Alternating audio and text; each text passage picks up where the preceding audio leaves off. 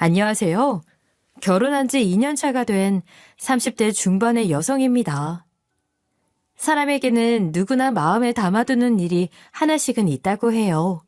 그 일이 누군가에 대한 미안함일 수도 있고 또 헤어진 사람과의 그리움일 수도 있겠죠.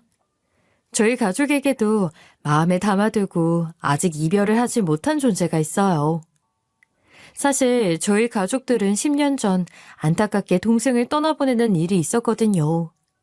아직도 집에 들어서면 동생이 언니라고 부르며 방에서 나올 것만 같아요. 아마도 부모님은 자식을 먼저 떠나보냈으니 저보다 더 슬프고 힘드시겠죠. 그래서인지 저희 집은 여전히 동생의 방을 정리하지 않고 지내고 있어요. 저도 동생이 살아있을 때는 몰랐는데 막상 떠나고 보니 마음속에는 더 잘해주지 못한 미안함이 남아있게 되더라고요. 그게 생각보다 커서 아마도 저는 숨이 붙어있는 내내 동생에 대한 미안함이 마음속에 짐으로 남아있을 것 같아요. 사실 먼저 세상을 떠난 동생은 RH-A형으로 전체 인구 0.3%밖에 되지 않은 희귀한 혈액형을 가지고 있었어요.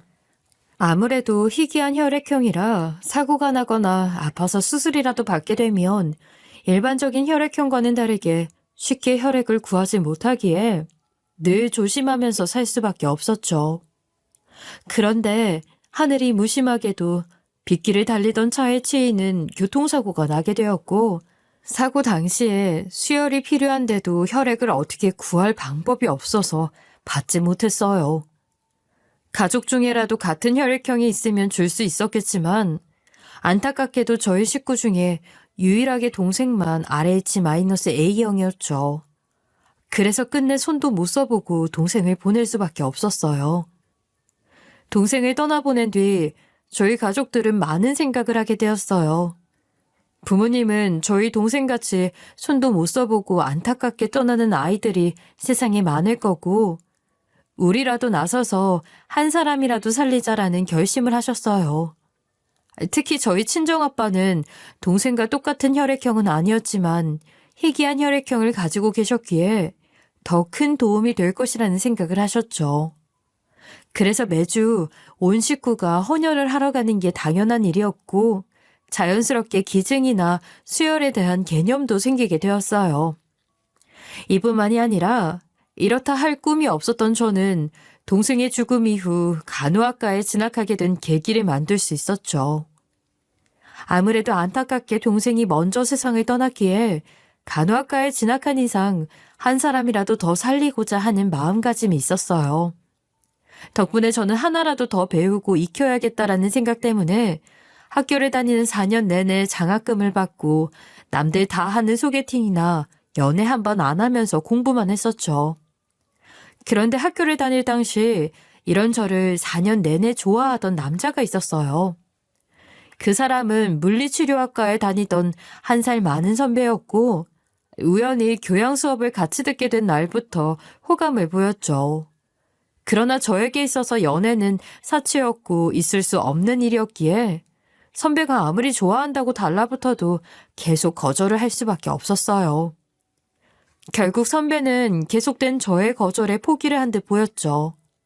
그렇게 저는 동기들에게 그리고 선후배들에게 악바리 소리를 들으며 공부만 했고 이것이 대학 시절 추억의 전부가 되었어요. 하지만 대학 시절을 공부만 하면서 지냈다고 해서 딱히 후회를 하거나 하지는 않았죠. 4년 내내 장학생으로만 지내서 그런지 우리나라에서 이름 있는 병원에서 일을 할 수 있게 되었거든요. 물론 병원 생활은 예상했던 것보다 더 힘들고 지치는 일이었어요. 하루에도 수십 번씩 체력적인 한계에 부딪히고 또 모르는 게 많아 어려움을 겪어야 할 때가 많았죠. 그래도 제 동생처럼 안타깝게 환자를 보내지 말자는 생각 때문에 아무리 힘들어도 끝까지 포기하지 않고 병원 생활을 할 수 있었어요. 사실 저는 병원에서 일을 하다 보니 매일같이 아프다는 소리를 지겹도록 듣게 되는데 다른 간호사들처럼 집에 들어가서 힘들다고 신세한탄 같은 것은 하지 않는 편이에요. 특히 아프다는 말은 입 밖으로 꺼내지 않죠. 안타깝게 동생을 떠나보내게 된 후부터는 친정아빠가 아프다는 말을 굉장히 예민하게 받아들이시거든요.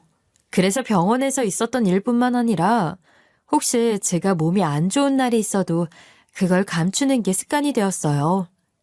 덕분에 어쩔 수 없이 아빠에게 이런저런 핑계를 대면서 감춰야 하는 일도 있었어요. 저는 오래전에 병원에 입원을 해야 했던 적이 있었거든요. 사실 간호사가 되기 전에 저는 취업을 앞두고 한 통의 전화를 받게 되었던 적이 있었어요.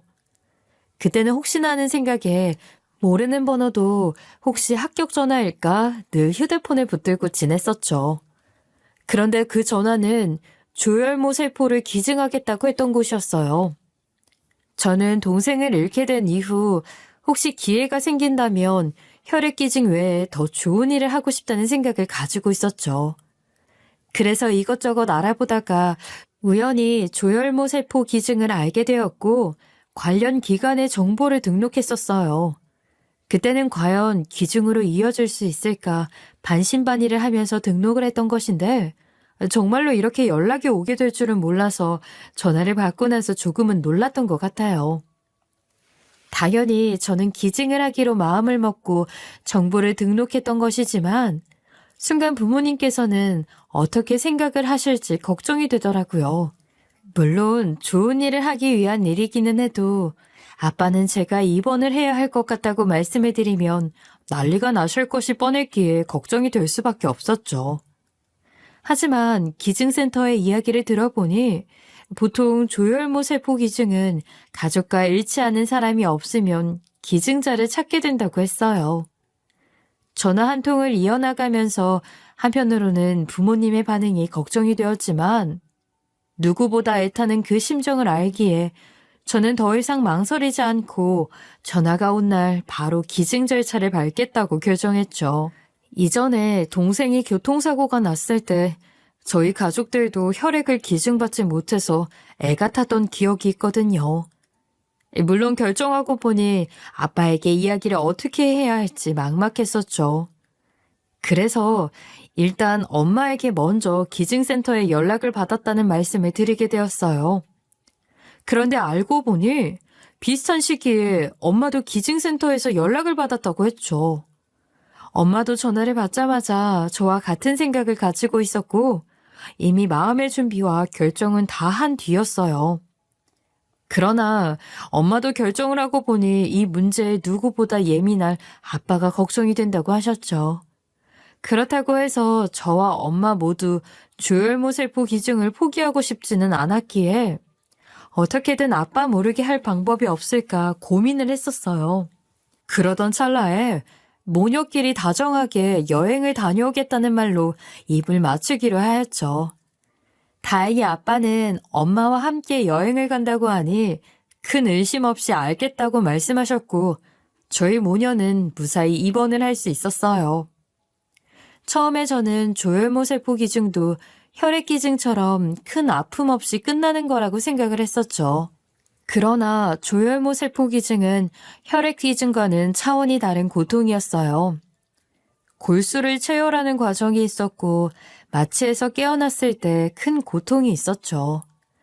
만약 혼자서 그런 일을 했다고 한다면 눈앞이 아찔하고 힘들었을 텐데 그래도 옆에 엄마가 있어서 견딜 수 있었고 서로를 의지하며 무사히 기증을 마칠 수 있었어요.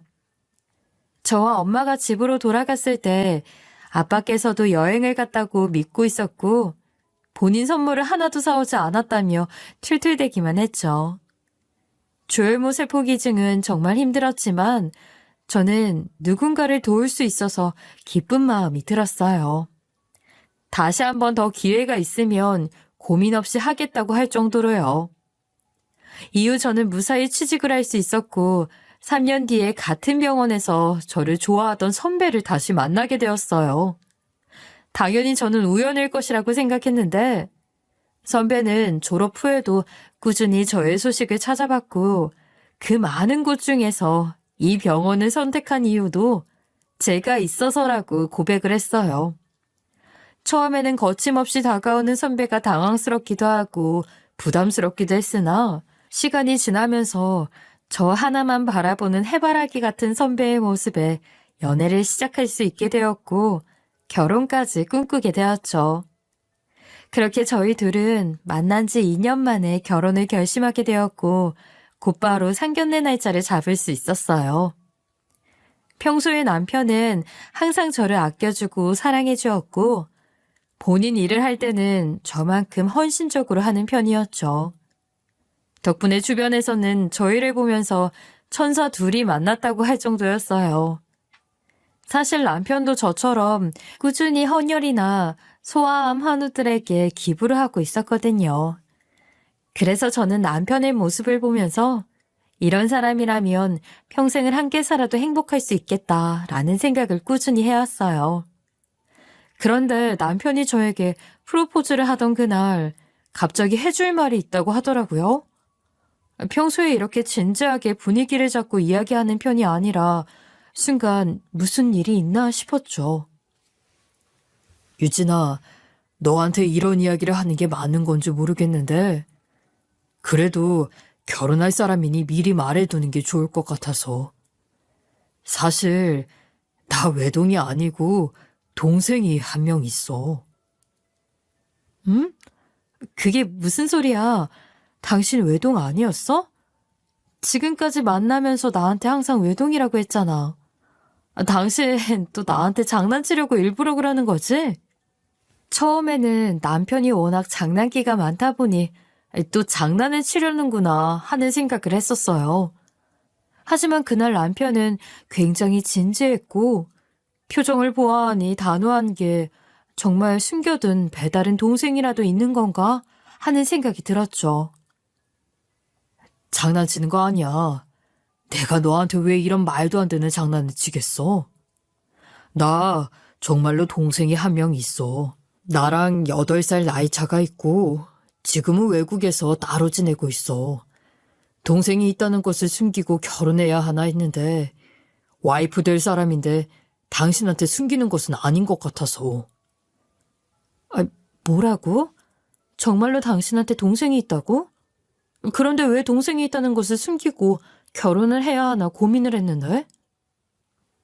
남편의 이야기를 들으면 들을수록 동생이 그렇게 오랜 시간 외국에서 홀로 지낸다는 게 이해가 되지 않았고 혹시 사고라도 쳐서 가 있는 걸까 하는 생각도 순간 했어요. 이런 이유가 아니라면 굳이 저에게 동생이 있다는 것을 숨겨야 하나 고민을 할 필요가 없잖아요. 그런데 예상과는 다르게 남편은 믿을 수 없는 이야기를 꺼냈어요. 사실 내 동생은 오랜 기간 백혈병으로 투병을 하고 있어. 태어난 지 얼마 안 되어 병을 발견했고 그래서 집에 있었던 날보다 병원에서 보낸 시간이 훨씬 더 많아. 그래서 외국에서 치료를 받는 거야? 지금은 병세가 악화되거나 하지는 않았고?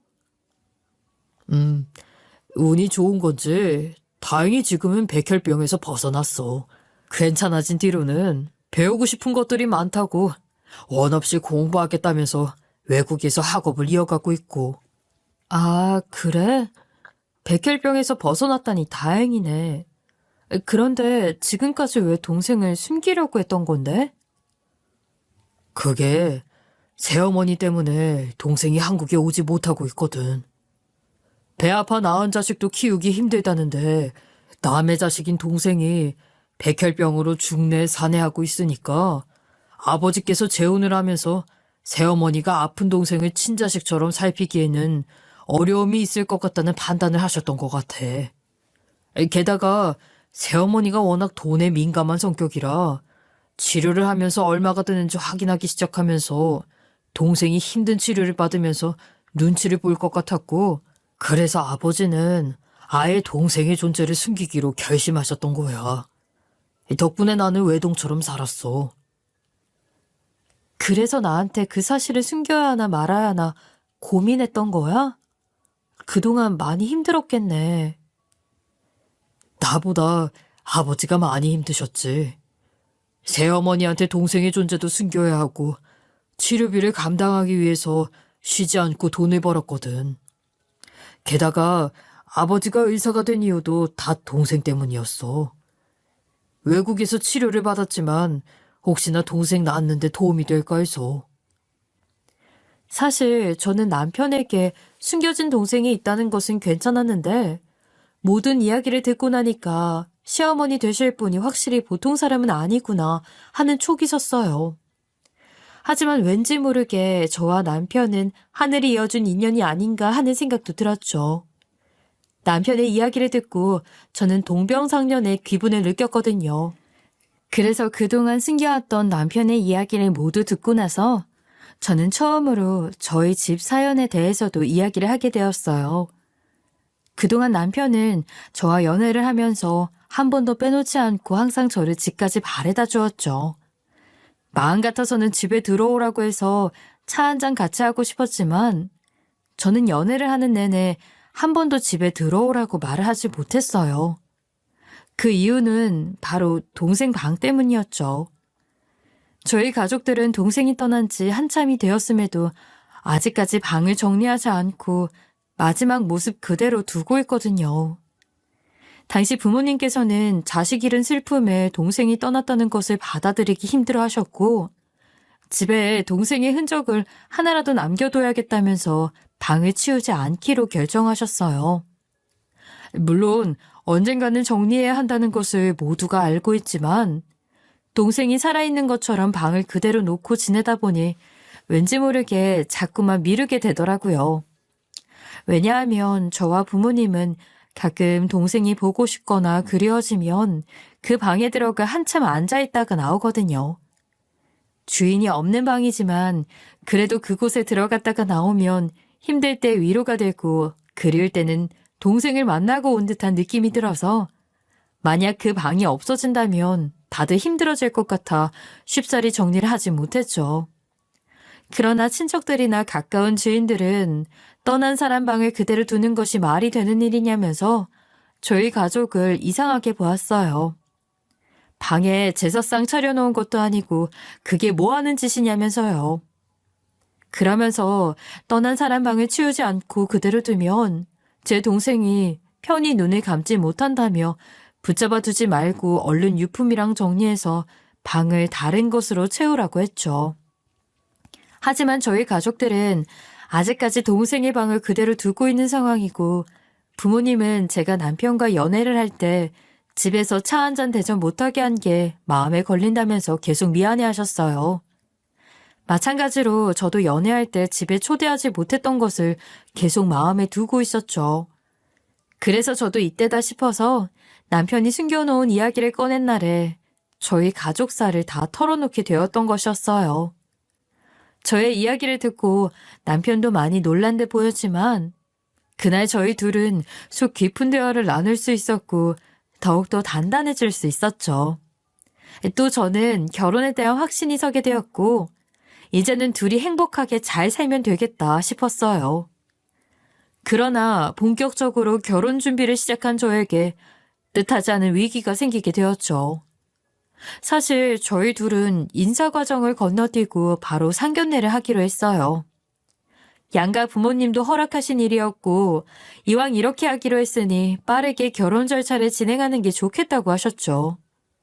그래서 저는 시부모님을 상견례 때 처음 뵙겠구나 생각을 하고 있었는데 의도치 않게 시어머니로부터 전화가 오셔서 밖에서 단 둘이 만나게 되었던 적이 있었어요. 결혼 준비를 하면서 시어머니에게 다가가는 게 쉽지 않겠다 생각을 했었기에 갑작스러운 상황에 많이 당황스러웠지만 거절을 할 수가 없어 긴장을 하면서 약속 장소로 나가게 되었죠. 그런데 시어머니가 체크리스트를 만들어 왔고 저를 보자마자 앞에서 하나하나 읊기 시작했어요. 상황이 마치 대기업에 들어가는 면접 자리 같았죠. 결혼을 하면서 이런 경험을 하게 되리라고는 생각도 못했는데 드라마에서나 보던 일이 저에게 일어나니까 정말 당황스러웠어요. 너도 알겠지만 결혼은 너희 둘이 좋다고 해서 끝낼 문제가 아니다. 그거 알고 있지? 네, 어머니. 그러니까 우리 집 며느리로 들어오면서 나한테 숨기는 것이 조금이라도 있어서는 안 된다. 내가 지금부터 하나하나 물을 테니까 생각하지 말고 바로바로 대답해. 네.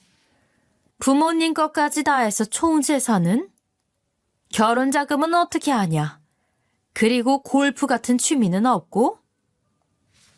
결혼 자금은 제가 모아놓은 돈에 부모님이 조금 더 보태주신다고 했어요.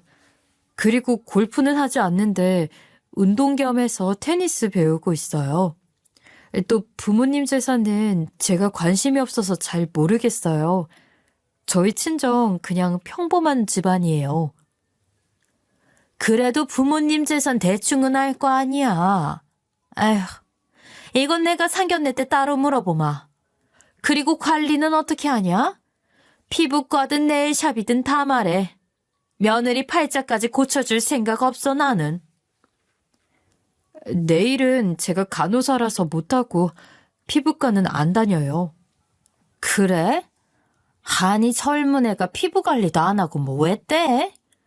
그리고 아픈 곳은 없지?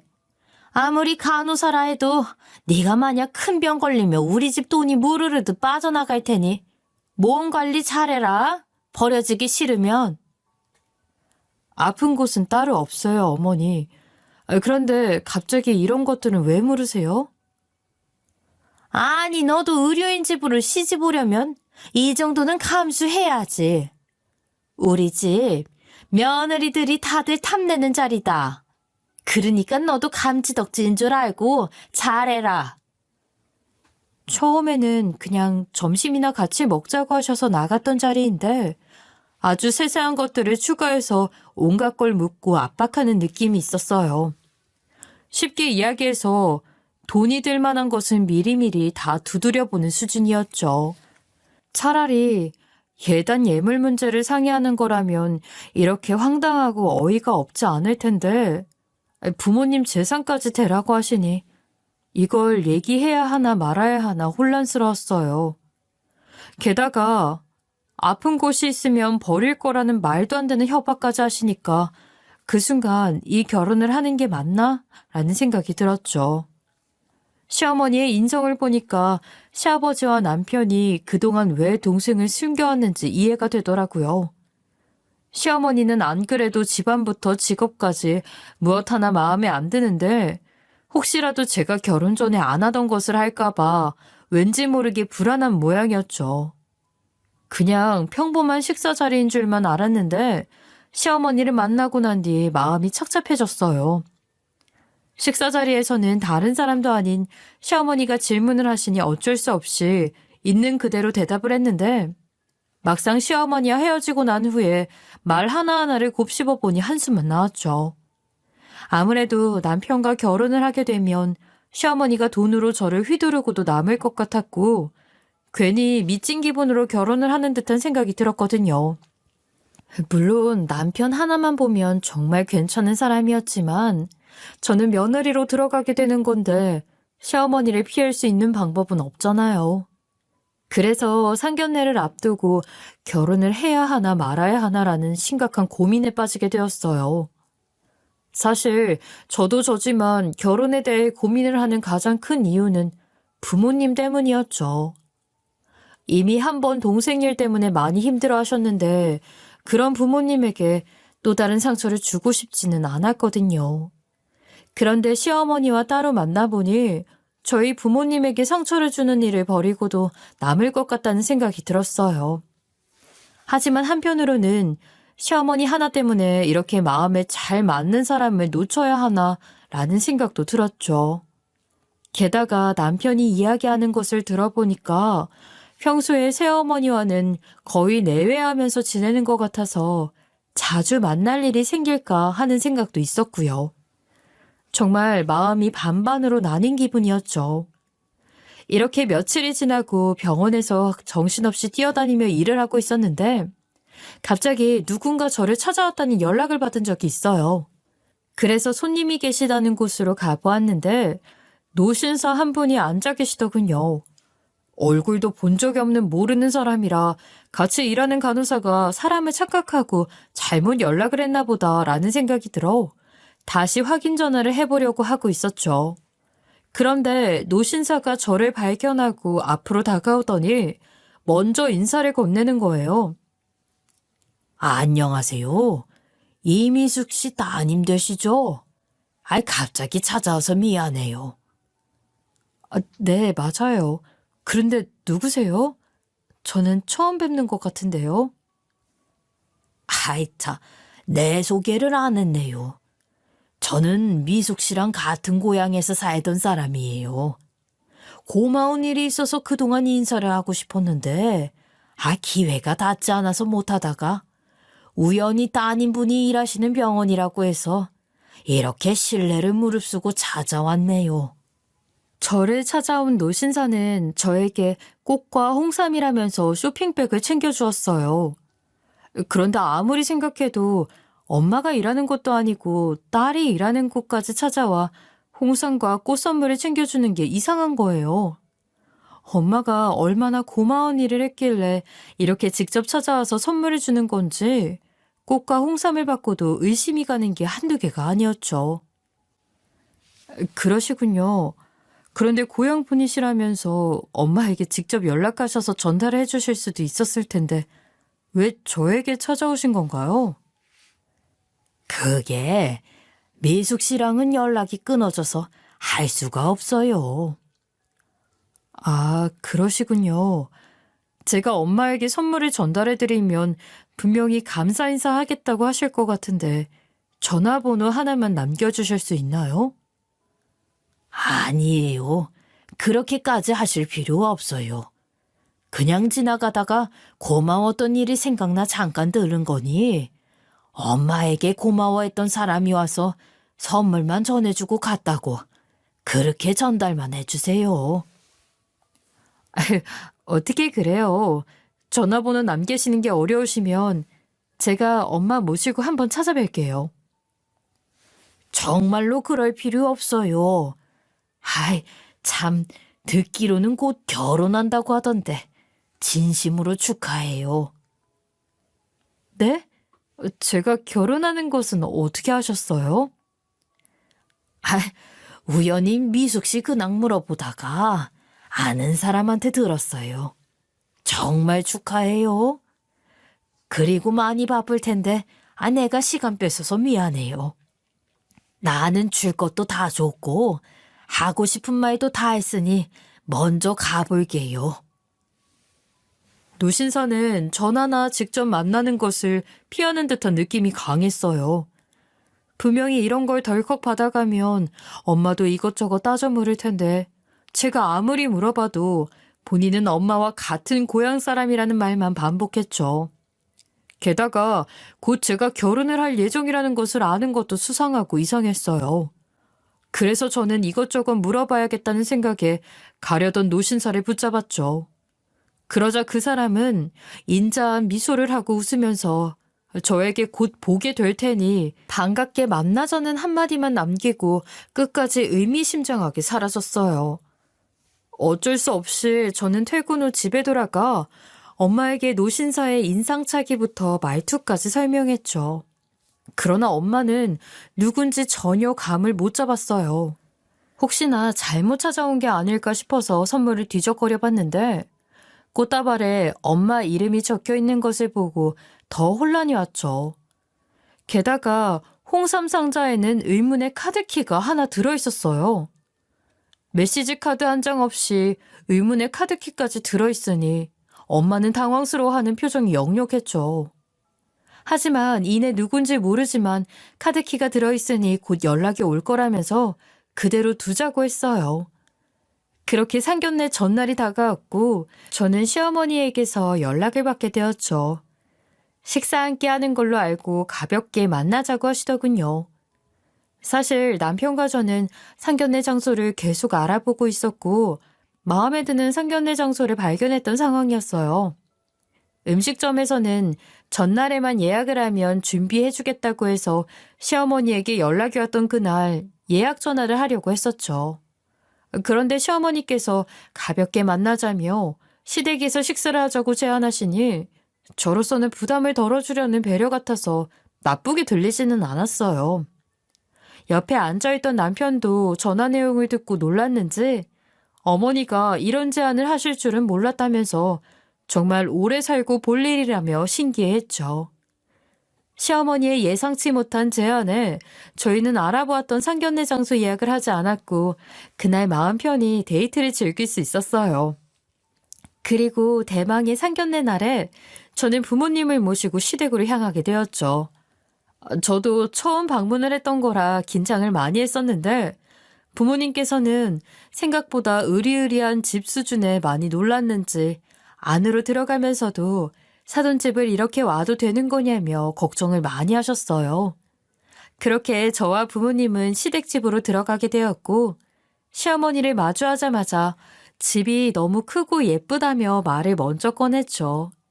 그러자 시어머니는 인서치레인 줄 모르는 건지 그림부터 정원에 나무 그리고 정원서와 경비원까지 관리가 얼마나 든다는 등 자연스럽게 불을 뽐냈어요. 쉽게 이야기해서 저희 가족과는 수준이 다르다는 식으로 차이를 확 느끼게 만들었죠. 남편이 옆에 있었다면 당연히 시어머니를 뜯어 말렸을 텐데 퇴근 후 집에 오고 있는 상황이라 막아줄 사람이 옆에 없었어요. 시어머니의 말에 저희 부모님은 많이 당황하신 듯 보였지만 애써 웃어넘기려고 하셨죠. 저도 중요한 자리였기에 한 귀로 듣고 한 귀로 흘리면서 지나가려고 했고요. 그런데 얼마 지나지 않아 일이 터지게 되었죠. 시어머니의 안내를 받아 부엌으로 들어갔는데 식탁에는 물잔만 올려져 있었거든요. 순간 저는 흠칫했지만 평소 요리를 안 하는 사람이라면 그럴 수도 있다고 그래도 상견례 자리인데 이런 식으로 대접을 하겠냐는 생각을 하면서 설마 하는 마음으로 차분히 기다려보았죠. 그런데 얼마 지나지 않아 시댁집 벨이 울렸고 시어머니는 곧바로 문을 열어줬어요. 저는 당연히 시아버지나 남편이 도착한 것이라고 생각했죠. 그러나 집에 방문한 사람은 짜장면 배달 기사였어요. 저도 부모님도 말도 안 되는 황당한 상황에 멈춰 있었죠. 그런데 시어머니는 아무렇지 않게 배달 온 짜장면과 탕수육을 하나씩 자리에 던지듯 놓았어요. 그 모습에 저는 어이가 없어서 헛웃음을 짓다가 겨우 말을 꺼내기 시작했죠. 어머니, 지금 이게 무슨 상황이에요? 무슨 상황이긴 짜장면 배달 왔잖니. 그러니까요. 어머니 아까 집에 요리 전담하는 아주머니 계시다고 하지 않으셨나요? 다른 날도 아니고 상견례 자리인데 설마 저희 부모님 앞에 짜장면을 내놓으시려는 건 아니죠? 네가 생각하는 그거 맞아. 사돈, 혹시 기분 나쁘신 거 아니죠? 사실 우리 집 요리 전담하는 아줌마가 있기는 한데 내가 그냥 퇴근시켰어요. 어차피 그쪽 집에서는 안 먹던 거라 소화도 못 하실 것 같았어요. 그래서 짜장면 한 그릇씩 시켰는데 이 정도도 감지덕자 아니에요? 사돈, 이런 집에서 짜장면 안 드셔보셨죠?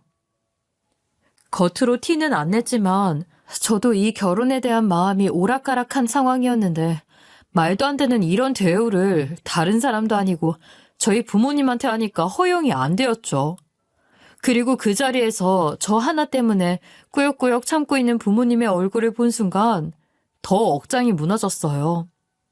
그래서 저도 결혼이고 뭐고 에라 모르겠다 하는 심정으로 참지 못하고 시어머니한테 바락바락 소리를 쳤죠.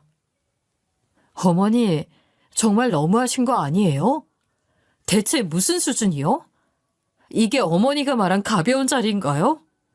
그리고 착각하지 마세요. 저 이 집안에 시집 오고 싶어 안달난 사람 아니라고요. 그러니까 이런 대우 하신 거 저희 부모님 앞에서 사과해 주세요. 어머, 얘 좀 봐라. 내가 뭘 잘못했다고 사과를 하냐. 물만 준 것도 아니고 짜장면에 탕수육까지 시켜줬구만. 이게 어디서 CM이 될 사람한테 소리를 쳐? 사돈, 딸 정말 잘 키우셨습니다. 친정부모님은 제가 난리를 치니 안절부절 못하고 계셨고 저는 시어머니 말에 눈이 돌아가서 한마디 더 하려고 했죠. 그런데 그때 얼마 전 저에게 선물을 주었던 노신사분과 남편이 함께 나타났어요. 노신사부는 부엌 밖에서 저와 시어머니의 대화를 대충 들었는지 시어머니를 말없이 노려보더니 밖으로 내쫓아 버렸죠.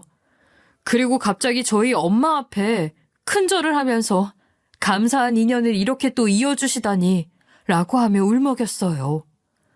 그렇게 노신사부는 자리에서 일어서지도 못한 채 한참을 엉엉 울었어요. 당연히 영문 모를 상황에 저와 부모님은 어리둥절했죠. 노신사부는 지난번에 고향 사람이라고 이야기했는데 엄마의 표정을 보아하니 처음 본 얼굴을 하고 있더군요. 서로를 못 알아보는 것을 보고 저는 크게 당황했어요. 그렇게 한참의 시간이 지난 후 남편의 부축으로 노신사부는 겨우 몸을 일으켰어요. 그리고 곧장 엄마에게 다가가더니 두 손을 잡으면서 덕분에 내 아들이 살았다고 하셨죠. 저와 부모님은 이게 무슨 일인가 싶어 서로를 빤히 쳐다보았어요. 그러자 노신사부는 이게 어떻게 된 일인지 자세히 설명을 해주셨죠. 사람 인연이라는 게 참 즐기다더니 이렇게도 연이 닿네요. 그게 무슨 말씀이신지 저희는 이 상황이 이해가 되지 않네요. 지난번에 저희 딸에게는 고향 사람이라고 하시고 선물을 지어주시더니 오늘은 또 저희 상견례 하는 곳에 갑자기 나타나시다니요. 이 상황이 혼란스러우시다는 거 충분히 이해합니다. 사실 제가 진훈이 애비 되는 사람입니다. 그리고 사돈께서 기증해 주신 골수 때문에 저희 둘째 아들이 목숨을 건질 수 있었고요. 예? 그게 무슨 말씀이신지 저희 집사람이 골수를 기증하다니요? 바가 사돈께서는 모르셨나 보네요. 예전에 안사돈이 외국에 있는 저희 둘째 아들에게 골수 기증을 해주셔서 그걸 받아 저희 아들이 살 수 있었습니다. 다시 한번 큰 결심해 주셔서 감사합니다. 어떻게 이런 일이? 안사돈이 골수 기증을 해주시기 전에 저희 아들은 병세가 악화되어 목숨이 왔다 갔다 하는 상황이었어요. 그러던 중 우연히 골수가 잃지 않은 사람을 찾게 되었고 저는 매일같이 기증 결심을 해주시기를 기도했죠. 다행히 안사돈께서 열심히 해주셔서 저희 아들이 지금은 건강하게 잘 살고 있습니다. 둘째 아드님이 건강해졌다니 정말 다행이에요. 그런데 제가 딸한테 듣기로는 이식한 사람과 받은 사람은 서로 알 수가 없다고 하던데 제가 기증자인 것은 어떻게 하셨어요? 사실 기증자 정보는 항상 궁금했었는데 기증 직후에는 찾을 수가 없었어요. 그리고 찾지 않는 게 맞다고 생각했었죠.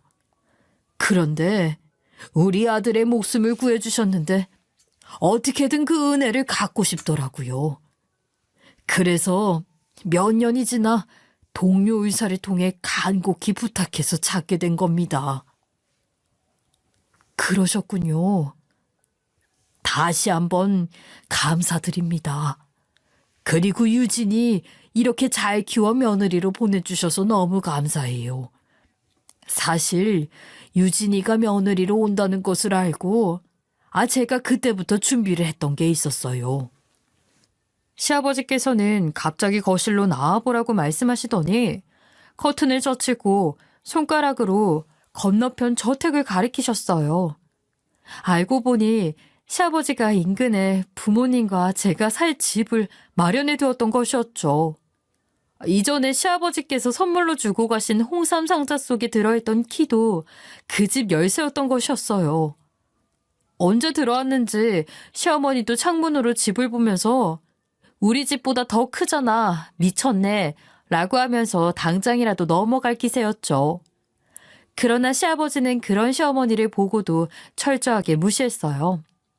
그저 저희 가족들을 보면서 이런 인연으로 이어진 것은 분명 내가 아들을 살려준 빚을 갚으라는 뜻인 것 같다고 말씀하셨어요.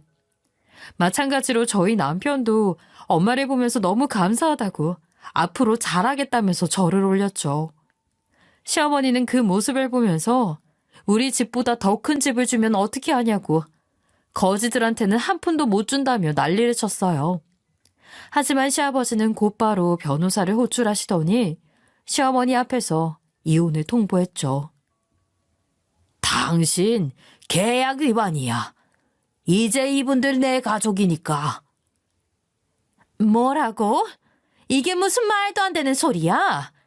당신 너무한 거 아니야? 너무하긴 뭐가 너무해. 우리 가족들이 당신과 내 사이를 반대하면 언제든 갈라서겠다 계약서까지 썼잖아. 처음에는 이게 대체 무슨 소리인가 했었죠. 하지만 나중에 남편에게 들어보니 재혼 전에 돈을 밝히는 시어머니 요구 때문에 쓴 계약서가 있었고 계약 조항에는 딱 하나의 조건이 있었다고 해요. 본인 가족이 둘 사이를 반대하면 언제든 갈라서겠다는 조항이요. 상견례 날에 시어머니가 말도 안 되는 짓거리를 하면서 이혼을 하겠다는 시아버지의 의견에 남편은 찬성을 하게 되었고 결국 그 조항을 어머니가 어기게 된 것이었죠. 그러나 시어머니는 끝까지 이혼을 하지 않겠다고 본인은 억울하다고 계속해서 우기더라고요. 아무리 그래도 정당한 이유 없이 이러면 안 되지. 나는 절대 이혼 못해. 그래? 그럼 계약서도 가지고 있겠다. 소송해보지 뭐. 이 변호사, 소송 좀 준비해줘요. 이 변호사는 이 상황이 말이 된다고 생각해요? 나한테 불리한 조항을 넣어놓고 이제 와서 이런 식으로 뒤통수를 치고 있는데. 사모님께서 아무리 그러셔도 소용이 없습니다. 계약서는 계약서니까요. 아니, 나만 잘못한 게 아니잖아. 이 사람도 둘째 아들이 있었다는 것을 감쪽같이 속여왔다니까. 사모님, 불리한 조항이라고 생각하셨으면 계약서 작성하실 때 이의를 제기하셨어야 해요. 그때 사모님도 조건 받아들이시고 계약서에 도장 찍으신 거 아닌가요? 지금까지 가만히 계시다가 상황이 이렇게 되니 이의를 제기하시는 것 같은데 아무리 그러셔도 사모님이 도장을 찍은 사실은 변함이 없습니다. 그리고 둘째 아드님을 속인 것은 이 문제와 별개이니 따로 해결하셔야 할 것 같네요. 변호사님의 반박에 한참을 억울하다 우기던 시어머니는 결국 아무 말을 못하고 입을 다물 수밖에 없었죠. 그렇게 시어머니는 시아버지 손에 쫓겨났어요. 집이 다시 조용해지자 시아버지께서는 새로운 집으로 이사를 해서 행복한 시간을 보냈으면 좋겠다고 말씀을 하셨죠. 그러나 저희 부모님께서는 이렇게 큰 선물을 받을 만큼 큰 일을 한 게 없고 무엇보다 동생 방을 치우고 이사를 올 수가 없다고 하면서 거절을 하셨어요. 그러자 시아버지께서는 동생도 이제 어엿한 성인이 될 나이이니 더 좋은 환경에서 방을 마련해 주는 게 어떻겠냐며 한 번 더 제안을 하셨죠. 그 말에 저희 부모님도 수락을 하셨고 시댁은 눈물바다가 되었어요. 덕분에 저는 요즘 새로운 집에서 새 기분으로 살아가고 있는 중이에요. 건너방에는 동생이 그리고 제 옆에는 남편이 있고 위층에는 부모님이 있는 그런 집에 살 수 있는 게 얼마나 행복한 일인지 다시 한번 느낄 수 있었죠. 아버님께서는 시댁에 혼자 살고 계시지만 가까이 살다 보니 자주 찾아뵐 수 있고 잘 들어오셨는지 집에서 금방 확인할 수 있어서 좋아요. 그리고 조만간 도련님이 공부를 마치고 시댁으로 들어와 살 예정이라서 조금만 더 있으면 시댁에 웃을 날이 많아지지 않을까 싶네요. 다만 요즘 잔소리가 늘어나서 잔소리 많은 며느리가 되는 게 유일한 걱정이에요. 아무래도 시아버지가 연세가 있다 보니 걱정이 되어서 때 되면 종합검진하셔라, 좋은 거 챙겨드리는데 왜 안 드시냐, 운동은 언제 하실 거냐 등 잔소리를 많이 하게 되거든요. 그래도 시아버지께서 싫은 내색 하나 없이 잘 맞춰주셔서 이 문제로 다툴 일이 일어나거나 하지는 않아요. 그리고 저는 이번 일을 계기로 좋은 일은 언제고 부메랑처럼 돌아온다는 말을 더 믿게 되었어요. 그래서 요즘은 아버님과 남편, 그리고 저희 부모님까지 온 가족이 함께 봉사활동을 다니고 있답니다. 앞으로도 끈끈한 인연으로 이어진 저희 가족이 모두 행복했으면 좋겠네요. 저의 긴 글 들어주셔서 감사합니다.